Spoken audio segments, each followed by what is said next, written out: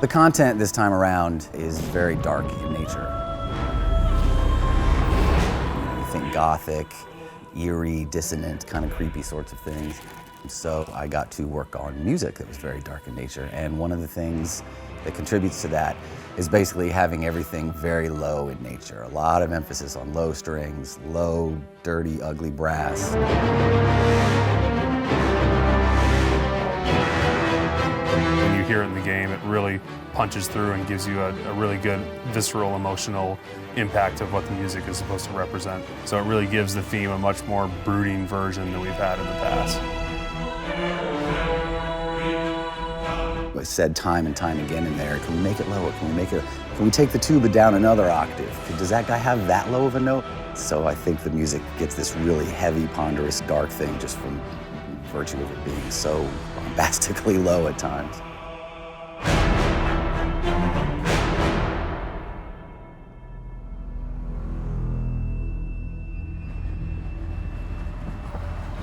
This is our 4th year in Budapest doing the soundtrack for Elder Scrolls Online.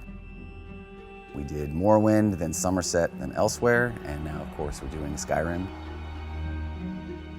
At the very beginning of the process, I'm writing stuff in a computer and I'm hearing the whole thing, except that it's all fake and it doesn't sound that great. It's basically just a glorified demo.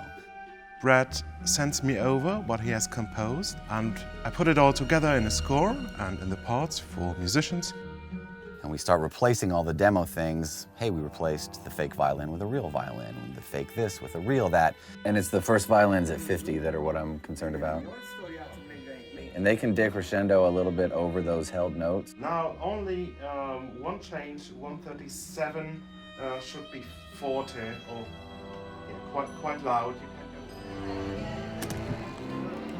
You get a sense of what the thing is going to sound like, but it doesn't really come to life until you're here and everybody gets in the seats and puts the music on the stands and starts tuning up, and you hear little fragments of melodies start floating around the room, and then, conductor comes in, tap, tap, tap, and then they launch into the first piece.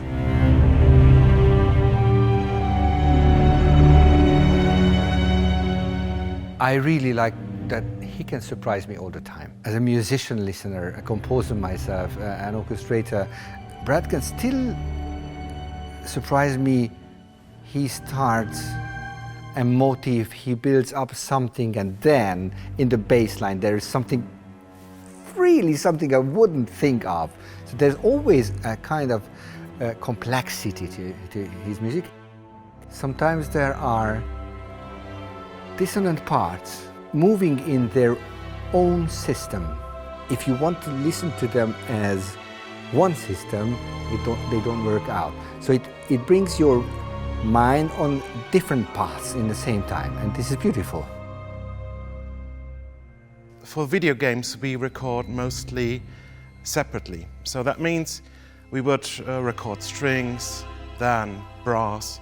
That way you can sometimes just hear the strings, then the brass can come in, or the choir, and it can be combined in a way you couldn't do with a complete recording like a classical recording.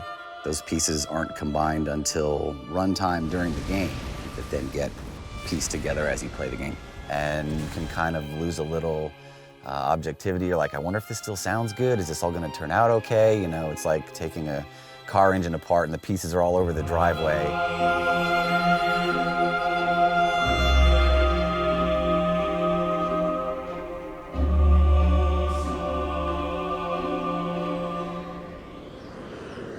Trying to bring out the low swell for a little more menace, so there's some bep in there that you could use for that, and if you can bring the low strings up without bringing the really high strings up.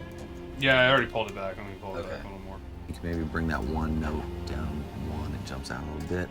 Taking elements that have been recorded or produced from all over the world and then blend them and try to get them to sound like they are all part of one cohesive piece of music.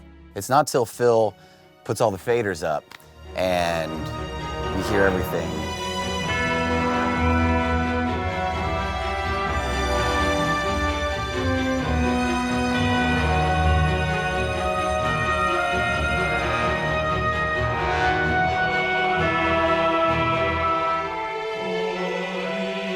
Really, that's the best part, because for me, I finally get to hear it and be like, wow, okay, yeah, this is this all came together, and it's going to be okay. It sounds great.